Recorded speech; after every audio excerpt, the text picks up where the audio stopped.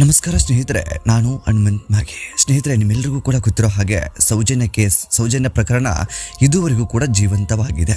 ಆದರೆ ಸುಮಂತ್ ಕೇಸ್, ಅದರ ಬಗ್ಗೆ ಧ್ವನಿ ಎತ್ತವರು ಅಂಥವ್ರು ಯಾರು ಕೂಡ ಇದೀಗ ನಮಗೆ ಕಾಣಿಸ್ತಾ ಇಲ್ಲ. ಅಂತಂದರೆ ಈ ಎರಡೂ ಕೇಸ್ಗಳು ಕೂಡ ನಡೆದಿರುವಂತಹದ್ದು ಇದೇ ಧರ್ಮಸ್ಥಳಕ್ಕೆ ಸಂಬಂಧಪಟ್ಟ ಹಾಗೆ, ಅದೇ ಬೆಳ್ತಂಗಡಿ ಪೊಲೀಸ್ ಠಾಣಾ ವ್ಯಾಪ್ತಿಗೆ ಸಂಬಂಧಪಟ್ಟ ಹಾಗೆ.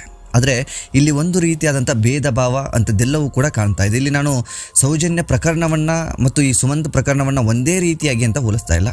ಆದರೆ ಸೌಜನ್ಯ ಸಾವಾಗಿರುವಂಥದ್ದು ಕೂಡ ನಿಜವಾಗಿರುವಂಥದ್ದು, ಅದರಲ್ಲೂ ಕೂಡ ಆಕೆಯ ದೇಹ ಅಂಥದ್ದೆಲ್ಲವನ್ನು ಕೂಡ ಸಿಕ್ಕಿರೋದನ್ನು ಗಮನಿಸ್ಬಿಟ್ರೆ, ಆಕೆಯನ್ನು ನಿಜವಾಗಿಯೂ ಹೇಗೆ ಕ್ರೂರವಾಗಿ ಆಕೆಯ ಜೊತೆ ನಡೆದುಕೊಂಡು ಆಕೆಯನ್ನು ಕೊಂದು ಹಾಕಿದ್ರು ಅನ್ನೋದು ಸ್ಪಷ್ಟವಾಗಿ ಗೊತ್ತಾಗುತ್ತೆ. ಆ ಒಂದು ಸಾವಿಗೆ ನ್ಯಾಯ ಬೇಕಾಗಿದೆ. ಇದರ ಒಂದು ಧ್ವನಿ ಕಳೆದ ದಶಕಗಳಿಂದಲೂ ಕೂಡ ಜೀವಂತವಾಗಿದೆ. ಆದರೆ ಈ ಹಿಂದೆ ಕಳೆದ 3-4 ತಿಂಗಳ ಹಿಂದೆ, ಅಂತಂದರೆ ಹೆಚ್ಚು ಕಡಿಮೆ 3 ತಿಂಗಳು ಕಳೆದೋಗಿ ಈಗ 4 ತಿಂಗಳು ಆರಂಭವಾಗಿಬಿಟ್ಟಿದೆ ಸುಮಂತ್ ಅನ್ನುವಂಥ ಒಂದು ಮಗುವಿನ ಸಾವು. ಸುಮಂತ್ ಸಾವಿನ ಬಗ್ಗೆ ಕೂಡ ಈ ಹಿಂದೆ ನಾವು ಎಲ್ಲ ಧ್ವನಿ ಎತ್ತಿದ್ವಿ, ಸ್ಥಳಕ್ಕೆ ಹೋಗಿದ್ವಿ, ಅಲ್ಲಿನ ವರದಿಗಳು ಹೇಗಿದ್ದಾವೆ, ಅಲ್ಲಿನ ವ್ಯವಸ್ಥೆಗಳು ಹೇಗಿದ್ದಾವೆ, ಅಲ್ಲಿನ ಪರಿಸ್ಥಿತಿ ಅವರದ್ದೆಲ್ಲ ಹೇಗಿದೆ ಅನ್ನುವಂಥದ್ದನ್ನು ನಿಮ್ಮ ಮುಂದೆ ಇಟ್ಟಿದ್ದೆ.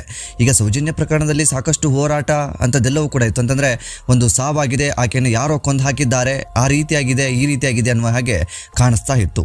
ಸಾಕಷ್ಟು ಜನ ಬೀದಿಗಿಳಿದ್ರು, ಹೋರಾಟಗಳನ್ನು ಮಾಡಿದ್ರು. ಹಾಗಾಗಿ ಈ ಪ್ರಕರಣ ಒಂದು ಕ್ಲೋಸ್ ಆಗಿರುವಂಥ ಪ್ರಕರಣ ಮತ್ತೆ ಓಪನ್ ಆಗುವ ಮಟ್ಟಕ್ಕೆ ಬಂದು ತಲುಪಿಬಿಟ್ಟಿದೆ. ಆದರೆ ಈ ಸುಮಂತ್ ಪ್ರಕರಣದಲ್ಲಿ ಹೀಗಾಗಲಿಲ್ಲ. ಬಹುತೇಕರು ಹೋರಾಟವನ್ನು ಕೂಡ ಮಾಡೋದಕ್ಕೆ ಮುಂದಾಗಲಿಲ್ಲ. ಆ ಮಗುವಿನ ಸಾವು ಕೂಡ ಅನುಮಾನಾಸ್ಪದವಾದಂಥ ಸಾವು. ಯಾಕೆಂತಂದರೆ ಹೆಣ್ಣಿಗೆ ಸಾವಾದರೆ ಮಾತ್ರ ಸಾವು, ಒಂದು ಗಂಡು ಸಾವಾದರೆ ಸಾವಲ್ವಾ? ಅಥವಾ ಒಂದು ಗಂಡಿಗೆ ಅನ್ಯಾಯ ಆಗಿದೆ ಅನ್ನುವ ಅನುಮಾನ ಇರುವಂಥದ್ದನ್ನು ನ್ಯಾಯ ಕೇಳೋದು ತಪ್ಪ, ಅಥವಾ ನ್ಯಾಯಕ್ಕಾಗಿ ಬೀದಿಗೆ ಇಳಿಬಾರ್ದು ಅಂತ ಏನಾದರೂ ಇದೆಯಾ? ಇದ್ಯಾವುದು ಕೂಡ ನನಗೆ ಗೊತ್ತಾಗ್ತಾ ಇಲ್ಲ. ಯಾಕೆಂತಂದರೆ ಸೌಜನ್ಯ ಪ್ರಕರಣ ಅಂದ ತಕ್ಷಣ ಬಹುತೇಕ ಜನ ಬೀದಿಗಿಳಿದು ಬಿಡ್ತಾರೆ. ಸುಮಂತ್ ಪ್ರಕರಣ ಅಂದ ತಕ್ಷಣ ಯಾರು ಕೂಡ ಈ ಕಣ್ಣೆತ್ತಿಯೂ ಕೂಡ ನೋಡ್ತಾ ಇಲ್ಲ. ಅಥವಾ ಕುಟುಂಬದವರು ಕೂಡ ತುಂಬ ಮುಗ್ಧ ಕುಟುಂಬ ಇದೆ, ಅವರಿಗೆ ಹೊರಗಡೆಯ ಪ್ರಪಂಚ ಗೊತ್ತಿಲ್ಲ, ಪ್ರಪಂಚದ ಜ್ಞಾನ ಕೂಡ ಇಲ್ಲ. ಅಂದರೆ ಅವರ ಪಾಡಿಗೆ ಅವರು ಇದ್ದಂಥ ಕುಟುಂಬ. ಯಾವುದೇ ಬೇರೆ ರೀತಿಯಾದಂಥ ರಾಜಕೀಯ ಪರಿಚಯ ಆಗಲಿ ಅಥವಾ ಅಧಿಕಾರಿಗಳ ಒಂದು ಲಿಂಕ್ ಆಗಲಿ ಇಂಥದ್ದು ಯಾವುದೂ ಕೂಡ ಇಲ್ಲದೆ ಇರುವಂಥ ಕುಟುಂಬ. ತಮ್ಮ ಪಾಡಿಗೆ ತಾವು ಇದ್ದಂಥ ಕುಟುಂಬ, ತಮ್ಮದೇ ಆದಂಥ ಒಂದು ಜೀವನವನ್ನು ಮಾಡ್ತಾ ಇದ್ದಂಥ ಕುಟುಂಬ. ಆ ಪ್ರದೇಶದಲ್ಲಿ ಅದು ಈ ರೀತಿಯಾಗಿ ಕೃತ್ಯ ನಡೆದು ಹೋಗಿಬಿಡುತ್ತೆ ಅಂತ ಅವರು ಕೂಡ ಅಂದ್ಕೊಂಡಿರಲಿಲ್ಲ. ಆರಂಭದಲ್ಲಿ ಸುಮಂತ್ ಸಾವನ್ನ ಎಲ್ಲರೂ ಕೂಡ ಅಂದ್ಕೊಂಡಿದ್ದು ಏನೋ ನಿದ್ದೆಗಣ್ಣಲ್ಲಿ ಬಿದ್ದೋಗಿರಬೇಕು ನೀರಿಗೆ ಅನ್ನುವ ಹಾಗೆ. ಆದರೆ ಅದ್ಯಾವುದು ಕೂಡ ಸಾಧ್ಯ ಆಗಿಲ್ಲ ಅಂತ ಮೇಲ್ನೋಟಕ್ಕೆ ಗೊತ್ತಾಗ್ತಾ ಇತ್ತು. ಏನು ಅಂತಂದರೆ ಸೌಜನ್ಯ ಪ್ರಕರಣ ಯಾವ ರೀತಿಯಾಗಿ ಆಗಿದೆಯೋ ಸುಮಂತ್ ಪ್ರಕರಣವು ಕೂಡ ಅದೇ ರೀತಿಯಾಗಿದೆ. ಆದರೆ ಸೌಜನ್ಯ ಮೇಲೆ ನಡ್ಕೊಂಡಿರುವಂಥ ಕ್ರೌರ್ಯ ಜಾಸ್ತಿ ಆಗಿರ್ಬೋದು ಅಥವಾ ಬೇರೆ ರೀತಿಯಾಗಿ ಇರ್ಬೋದು, ಒಂದು ಹೆಣ್ಣು ಅನ್ನುವಂಥ ಅನುಕಂಪ ನಮ್ಮಲ್ಲಿ ಇರ್ಬೋದು. ಆದರೆ ಆಕೆಯನ್ನು ಹಂಗೆ ಕೊಂದು ಬಿಟ್ಟಿದ್ರೋ ಈ ಯುವಕರನ್ನು ಕೂಡ ಅದೇ ರೀತಿಯಾಗಿ ಅನುಮಾನಾಸ್ಪದವಾಗಿ ಕೊಂದು ಹೋಗದಿದ್ದಾರೆ ಅನ್ನುವಂಥ ಅನುಮಾನ ಸ್ಪಷ್ಟವಾಗಿ ಕಾಡ್ತಾ ಇದೆ. ಯಾಕೆಂತಂದರೆ ತಲೆ ಮೇಲೆ ಗಾಯಗಳಾಗಿರುವಂಥದ್ದು, ಚಾಕುವಿಂದ ಹೊಡೆದಿರುವಂಥದ್ದು, ಈ ರೀತಿಯಾಗಿ ಮಾರ್ಕ್ಗಳು ಕಂಡಿರುವಂಥದ್ದು, ತಲೆ ಮೇಲೆ ಆ ರೀತಿಯಾಗಿ ಗಾಯ ಆಗಿದೆ, ಅಲ್ಲಲ್ಲಿ ರಕ್ತದ ಚೆಲ್ಲಿ ಹೋಗಿರುವಂಥದ್ದು ಗುರುತುಗಳಿದೆ. ಇಂಥದ್ದೆಲ್ಲವೂ ಕೂಡ ಇದ್ರೂ ಸುಮಂತ್ ಸಾವಿನ ನಂತರವೂ ಕೂಡ ನಾವು ಯಾರು ಕೂಡ ಬೀದಿಗಿಳಿತಾ ಇಲ್ಲ ಅಂತಂದರೆ ಇದೊಂದು ಎಂತಹ ನಮ್ಮ ಮನಸ್ಥಿತಿ ಇರ್ಬೋದು ಅಂತ ನನಗೆ ವೈಯಕ್ತಿಕವಾಗಿ ಅನಿಸುತ್ತೆ. ಬಹುತೇಕ ಜನ ಸೌಜನ್ಯ ಪ್ರಕರಣದ ಬಗ್ಗೆ ಈವರೆಗೂ ಕೂಡ ಮಾತನಾಡ್ತಾರೆ, ಈವರೆಗೂ ಕೂಡ ಹಾಗೆ ಬೇಕು ಹೀಗೆ ಬೇಕು ಅನ್ನುವ ರೀತಿಯಲ್ಲಿ ಮಾತನಾಡ್ತಾ ಇದ್ದಾರೆ. ಅನುಮಾನ ಏನು ಅಂತಂದರೆ ಈ ಸುಮಂತ್ ಪ್ರಕರಣದಲ್ಲೂ ಕೂಡ ಯಾರ್ದಾದ್ರೂ ಒಬ್ಬ ದೊಡ್ಡ ವ್ಯಕ್ತಿಯ ಹೆಸರು ಕೇಳಿ ಬಂದಿದ್ರೆ ಬಹುತೇಕ ಜನ ಬೀದಿಗಿಳಿತಾ ಇದ್ರೇನೋ. ಈ ಸೌಜನ್ಯ ಪ್ರಕರಣಕ್ಕೆ ಸಂಬಂಧಪಟ್ಟ ಹಾಗೆ ಒಂದು ಯಾವುದೋ ದೊಡ್ಡ ಕುಟುಂಬದ ಮೇಲೆ ಅನುಮಾನ, ಯಾವುದೋ ದೊಡ್ಡ ಕುಟುಂಬದ ಹೆಸರು ಕೇಳಿ ಬರ್ತಾ ಇದೆ, ಯಾವುದೋ ದೊಡ್ಡ ಕುಟುಂಬದ ಕೈವಾಡ ಇದೆ ಅನ್ನುವ ಹಾಗೆ ಮಾತುಗಳು ಕೂಡ ಕೇಳಿ ಬರ್ತಾ ಇದ್ದಾವೆ. ಹಾಗಾಗಿ ಕೆಲವೊಂದಿಷ್ಟು ಜನಗಳು ಹೋರಾಟಕ್ಕೆ ಇಳಿದು ಬಿಟ್ರೇನೋ ಗೊತ್ತಿಲ್ಲ. ಆದರೆ ಸುಮಂತ್ ಪ್ರಕರಣ ಹಾಗಾಗ್ತಾ ಇಲ್ಲ. ಸುಮಂತ್ ಸಾವಾಗಿರುವುದರ ಬಗ್ಗೆ ಎಲ್ಲೋ ಒಂದು ಕಡೆ ಯಾವತ್ತೂ ಒಂದು ದಿನ ಯಾರ್ಯಾರೋ ಒಂದಿಷ್ಟು ಮಾತನಾಡಿಬಿಟ್ರು, ಅಲ್ಲಿಗೆ ಅದನ್ನು ಕೈ ಬಿಟ್ಟು ಹಾಕಿಬಿಟ್ರು. ಯಾಕೆ ಅದು ಜೀವ ಅಲ್ವಾ?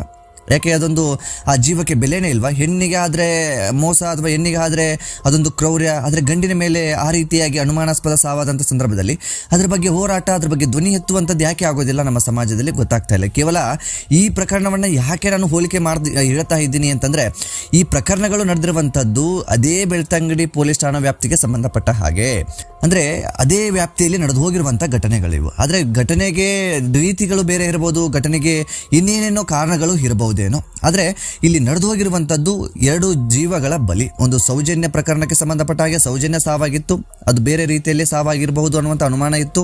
ಈಗ ಸುಮಂತ್ ಪ್ರಕರಣಕ್ಕೆ ಸಂಬಂಧಪಟ್ಟ ಹಾಗೂ ಕೂಡ ಆಗಿರುವಂಥದ್ದು ಅದೇ. ಅಂದರೆ ಸುಮಂತ್ ಸಾವಾಗಿದೆ, ಆ ಸಾವಿಗೆ ನಿಖರ ಕಾರಣ ಏನು ಅಂತ ಗೊತ್ತಿಲ್ಲ. ಅಲ್ಲಿನ ಇಲಾಖೆಗಳು ಅದು ಏನು ಕೆಲಸ ಮಾಡ್ತಾ ಇದ್ದವು ಅದು ಕೂಡ ಗೊತ್ತಿಲ್ಲ. ಇದ್ರ ಬಗ್ಗೆ ಸತತವಾಗಿ ವರದಿಗಳನ್ನು ಮಾಡ್ತಾ ಇದ್ರು ಕೂಡ ಯಾಕೆ ಜನಗಳು ಬೀದಿಗಿಳಿತಿಲ್ವೋ, ಅಥವಾ ಒಂದು ಹೆಣ್ಣಿಗೆ ಸಾವಾದಂಥ ಸಂದರ್ಭದಲ್ಲಿ ಮಾತ್ರ ಬೀದಿಗಿಳಿತಾರೇನೋ, ಅನುಕಂಪನೋ ಅಥವಾ ಅದರಲ್ಲೇ ತಮ್ಮ ಬೇಳೆ ಬೇಯಿಸ್ಕೊಳ್ಳುವಂಥ ಕೆಲಸಗಳೇನು ಮಾಡ್ತಾ ಇದ್ದಾರೋ ಈ ರೀತಿಯಾಗಿ ಒಂದು ಪ್ರಶ್ನೆ ಕಾಡುತ್ತೆ. ನಾನು ಇಲ್ಲಿ ಯಾರನ್ನು ಕೂಡ ಟಾರ್ಗೆಟ್ ಆಗಿ ಮಾತನಾಡ್ತಾ ಇಲ್ಲ. ನನಗೆ ಇಲ್ಲಿರುವಂಥ ಮುಖ್ಯ ಉದ್ದೇಶ ಸೌಜನ್ಯ ಪ್ರಕರಣದಲ್ಲಿ ಹೇಗೆ ಜನಗಳು ಬೀದಿಗಿಳಿತಾ ಇದ್ರೋ, ಹೇಗೆ ನ್ಯಾಯ ಬೇಕು ಅನ್ನುವ ಬೇಡಿಕೆಗಳನ್ನು ಇಡ್ತಾ ಇದ್ರು, ಅದೇ ರೀತಿಯಾಗಿ ಸುಮಂತ್ ಪ್ರಕರಣದಲ್ಲೂ ಕೂಡ ಆಗಬೇಕಾಗತ್ತೆ. ಇಲ್ಲ ಅಂತಂದ್ರೆ ಏನಾಗಿ ಬಿಡುತ್ತೆ ಅಂತಂದ್ರೆ ಮುಂದಿನ ದಿನದಲ್ಲಿ ಇದನ್ನು ರೂಢಿ ಮಾಡಿಕೊಂಡು ಬಿಡ್ತಾರೆ. ಕೇವಲ ನಮ್ಮ ರಾಜ್ಯದಲ್ಲಿ ಬೆಳ್ತಂಗಡಿ ಸಂಬಂಧಪಟ್ಟ ಹಾಗೆ ಮಾತ್ರ ಪ್ರಕರಣಗಳು ನಡೀತಾ ಇಲ್ಲ, ಬಹುತೇಕ ಜಿಲ್ಲೆಗಳಲ್ಲೂ ಕೂಡ ಈ ರೀತಿಯಾಗಿ ಪ್ರಕರಣಗಳು ನಡೀತಾ ಇದ್ದಾವೆ, ಬೆಳಕಿಗೆ ಬರೋದಿಲ್ಲ. ಈ ಹಿಂದೆ ಕಳೆದ 5-6 ತಿಂಗಳ ಹಿಂದೆಯೂ ಕೂಡ ಒಂದು ಘಟನೆ ನಡೆದೋಗಿಬಿಟ್ಟಿತ್ತು ನಮ್ಮ ರಾಜ್ಯದಲ್ಲಿ. ಏನು ಅಂತಂದರೆ ಈ ವಿಜಯಪುರ ಜಿಲ್ಲೆಗೆ ಸಂಬಂಧಪಟ್ಟ ಹಾಗೆ ಮುದ್ದೇಬಿಹಾಳದ ಬನೋಶಿ ಗ್ರಾಮ ಬಸಮ್ಮ ಅನ್ನುವಂಥ ಒಂದು ಹೆಣ್ಣು ಮಗಳ ಕೃತ್ಯ. ಅದನ್ನು ಯಾವ ರೀತಿಯಾಗಿ ಕ್ರೌರ್ಯ ಮೆರೆದು ಬಿಟ್ಟಿದ್ರು ಅಂತಂದರೆ ಆ ನಾಲಾಯಕರು ಆಕೆಯನ್ನು ಕರೆದುಕೊಂಡು ಹೋಗಿರ್ತಾರೆ. ಆಕೆಯನ್ನು ಅದು ಹೇಗೆ ಬಳಸ್ಕೊಳ್ಳೋದಕ್ಕೆ ಸಾಧ್ಯನೋ ಹಾಗೆಲ್ಲ ಬಳಸ್ಕೊಂಡು ಬಿಟ್ಟಿರ್ತಾರೆ. ಕೊನೆಗೆ ಆಕೆಯ ಕೊರಳಿಗೆ ನಕಲಿ ತಾಳಿಯನ್ನು ಕೂಡ ಕಟ್ಟಿರ್ತಾರೆ. ಅದಾದ ಬಳಿಕ ಆಕೆಯನ್ನು ನೇಣು ಬಿಗಿದ ಸ್ಥಿತಿಯಲ್ಲಿ ಒಂದು ಹೊರವಲಯದಲ್ಲಿ ಅಥವಾ ಒಂದು ತೋಟದಲ್ಲಿ ಇರುವಂಥ ಗಿಡಕ್ಕೆ ಆ ರೀತಿಯಾಗಿ ಕ್ರೂರವಾಗಿ ಮೆರೆದು ಬಿಟ್ಟಿರ್ತಾರೆ. ಈಗ ಆರೋಪಿಗಳ ಬಂಧನವೂ ಕೂಡ ಆಗಿತ್ತು. ಆ ಆರೋಪಿಗಳ ಪೈಕಿ ಈಗಾಗಲೇ ಕೆಲವರಿಗೆ ಬೇಲ್ ಕೂಡ ಸಿಕ್ಕೋಗಿಬಿಟ್ಟಿದೆ. ಇನ್ನು ಹೊರಗಡೆ ಬಂದ ಮೇಲೆ ಆರೋಪಿಗಳು ಹೇಳ್ತಾ ಇರ್ತಾರಂತೆ, ಅದು ಗೊತ್ತಿಲ್ಲ ಎಷ್ಟು ಸರಿಯೋ ಎಷ್ಟು ತಪ್ಪೋ ಗೊತ್ತಿಲ್ಲ. ಈ ಸಂಬಂಧಪಟ್ಟ ಹಾಗೆ ನಾನು ಕುಟುಂಬದವರ ಜೊತೆಗೂ ಕೂಡ ಮಾತನಾಡಿದೆ, ಏನಾಯಿತು ಪ್ರಕರಣ ಅನ್ನೋ ರೀತಿಯಲ್ಲಿ. ಯಾಕೆಂತಂದರೆ ಆ ವರದಿಯನ್ನು ಕೂಡ ನಾನು ಸತತವಾಗಿ ಪ್ರಸಾರ ಮಾಡಿದ್ದೆ. ಆ ಪ್ರಸಾರ ಆದಂಥ ಒಂದು ಸಂದರ್ಭದಲ್ಲೂ ಕೂಡ ಕುಟುಂಬದವರನ್ನ ಮಾತನಾಡಿಸಿದ್ದೆ. ಈಗ ಆ ಪ್ರಕರಣ ಏನಾಗಿದೆ ಅನ್ನೋ ನಿಟ್ಟಿನಲ್ಲಿ ಕೇಳಿದಂಥ ಸಂದರ್ಭದಲ್ಲಿ ಕೆಲವೊಂದಿಷ್ಟು ಜನರಿಗೆ ಬೇಲಾಗಿದೆ. ಆರೋಪಿಗಳು ಹೊರಗಡೆ ಬಂದ ಮೇಲೂ ಕೂಡ ಹೇಗೆ ಬೇಕೋ ಹಾಗೆ ಮಾತನಾಡ್ತಾ ಇದ್ದಾರೆ ಅನ್ನುವ ಆರೋಪವನ್ನು ಕೂಡ ಆ ಕುಟುಂಬದವರು ಮಾತನಾಡ್ತಾ ಇರುವಂಥದ್ದು. ಅಂದರೆ ಏನು ಮಾಡ್ಕೊಳ್ಳೋದಕ್ಕೆ ಸಾಧ್ಯ ಇವ್ರ ಕೈಯಿಂದ? ಅದರಲ್ಲೂ ಕೂಡ ಎಸ್ ಸಿ ಕುಟುಂಬ, ಅದು ಇರೋದೇ ಸ್ವಲ್ಪ ಮನೆ, ಅಣ್ಣ ತಮ್ಮಂದ್ರ ಮನೆ ಅನ್ನುವಂಥದ್ದು. ಸೊ ಆ ಒಂದು ಗ್ರಾಮದಲ್ಲಿ ಆ ಒಂದು ಯುವಕರು ಈಗೇನು ಮಾಡಿದ್ರೋ ಆ ಯುವಕರು ಅನ್ನೋದಕ್ಕಿಂತ ಹೆಚ್ಚಾಗಿ ಕ್ರೂರಿಗಳು ಅಂತ ಹೇಳ್ಬೋದು. ಆ ಮಗುವನ್ನು ನಿರ್ಜನ ಪ್ರದೇಶಕ್ಕೆ ಕರೆದುಕೊಂಡು ಹೋಗಿ ಆ ರೀತಿಯಾಗಿ ನೇಣು ಹಾಕಿ ಅದಾದ ಬಳಿಕ ಈ ರೀತಿಯಾಗಿ ಕ್ರೌರ್ಯವನ್ನು ಮೆರೆಯೋದಿದೆಯಲ್ಲ, ನಿಜಕ್ಕೂ ಇದನ್ನು ಯಾರೂ ಕೂಡ ಒಪ್ಕೊಳ್ಳೋದಕ್ಕೆ ಸಾಧ್ಯ ಇಲ್ಲ. ಇಂಥದ್ದೊಂದು ಭಯಂಕರ ಘಟನೆ ಆ ಸಂದರ್ಭದಲ್ಲಿ ನಡೆದೋಗಿದ್ದನ್ನು ಯಾರೂ ಕೂಡ ಒಪ್ಕೊಳ್ಳೋದಕ್ಕಾಗೋದಿಲ್ಲ. ಇಂತಹ ದುರಂತವನ್ನು ಯಾರೂ ಕೂಡ ಸಹಿಸ್ಕೊಳ್ಳೋದಕ್ಕೆ ಆಗೋದಿಲ್ಲ. ಅಂತಂದರೆ ನಮ್ಮ ರಾಜ್ಯದಲ್ಲಿ ಬಹುತೇಕ ಈ ರೀತಿಯಾಗಿ ಪ್ರಕರಣಗಳು ನಡೀತಾ ಇದ್ದಾವೆ. ಈ ಪ್ರಕರಣದ ಕುರಿತಾಗಿ ಯಾರು ಧ್ವನಿ ಎತ್ತುವಂಥವರಿಲ್ಲ. ಯಾವುದೋ ಒಂದು ಹೆಣ್ಣಿನ ವಿಚಾರ ಅಂತ ಬಂದಂಥ ಸಂದರ್ಭದಲ್ಲಿ ಅನುಕಂಪಕ್ಕೋ ಅಥವಾ ಇನ್ಯಾವುದೋ ಕಾರಣಕ್ಕೋ ಧ್ವನಿಯನ್ನು ಎತ್ತಾರೆ. ಆದರೆ ಗಂಡಿಗೆ ಆ ಅನ್ಯಾಯ ಆದಂಥ ಸಂದರ್ಭದಲ್ಲಿ ಅದ್ಯಾಕೆ ಇವರೆಲ್ಲ ಸುಮ್ಮನೆ ಕೂತ್ಕೊಂಡು ಬಿಡ್ತಾರೋ ಗೊತ್ತಾಗ್ತಾ ಇಲ್ಲ.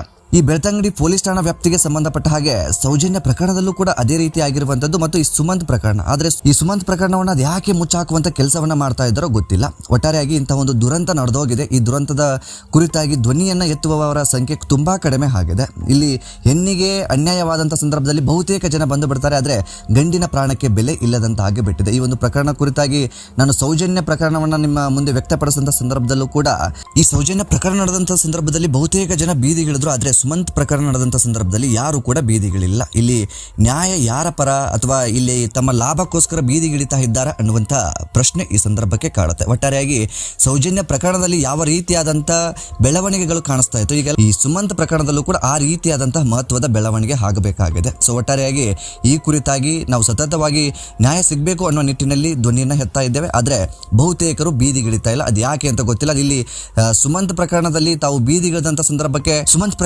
ತಾವು ಬೀದಿಗಿಳಿದಂಥ ಸಂದರ್ಭದಲ್ಲಿ ಅವರ ಬೇಳೆ ಬೇಯುವುದಿಲ್ಲ ಅನ್ನೋ ಕಾರಣಕ್ಕೆ ಬಹುತೇಕ ಹೋರಾಟಗಾರರು ಕೈ ಕಟ್ಟಿ ಕುಳಿತುಕೊಂಡಿದ್ದಾರೋ ಅದೇನು ಕೂಡ ಗೊತ್ತಾಗ್ತಾ ಇಲ್ಲ. ಒಟ್ಟಾರೆಯಾಗಿ ಸುಮಂತ್ ಸಾವಿಗೆ ನ್ಯಾಯ ಬೇಕಾಗಿದೆ. ಸುಮಂತ್ ಪ್ರಕರಣವನ್ನ ನಾವೆಲ್ಲರೂ ಸೇರಿ ಜೀವಂತವಾಗಿ ಇಡಬೇಕಾಗಿದೆ. ಸೊ ಈ ಕುರಿತಾಗಿ ನಿಮ್ಮ ಅನಿಸಿಕೆ ಏನು ಎಂಬುದನ್ನು ಕಾಮೆಂಟ್ ಬಾಕ್ಸ್ ಅಲ್ಲಿ ಮೆನ್ಷನ್ ಮಾಡಿ. ಸ್ನೇಹಿತರೆ, ಸಾಧ್ಯವಾದರೆ ಈ ವಿಡಿಯೋನ ಶೇರ್ ಮಾಡಿ. ನಮ್ಮ ಚಾನಲ್ನ ಸಬ್ಸ್ಕ್ರೈಬ್ ಮಾಡಿಕೊಳ್ಳದೆ ವಿಡಿಯೋವನ್ನು ಗಮನಿಸಿದ್ರೆ ಈ ಕೂಡಲೇ ಸಬ್ಸ್ಕ್ರೈಬ್ ಮಾಡಿ ಹಾಗೂ ನೋಟಿಫಿಕೇಶನ್ಗಾಗಿ ಬೆಲ್ ಐಕನ್ ಕೂಡ ಕ್ಲಿಕ್ ಮಾಡಿಕೊಳ್ಳಿ.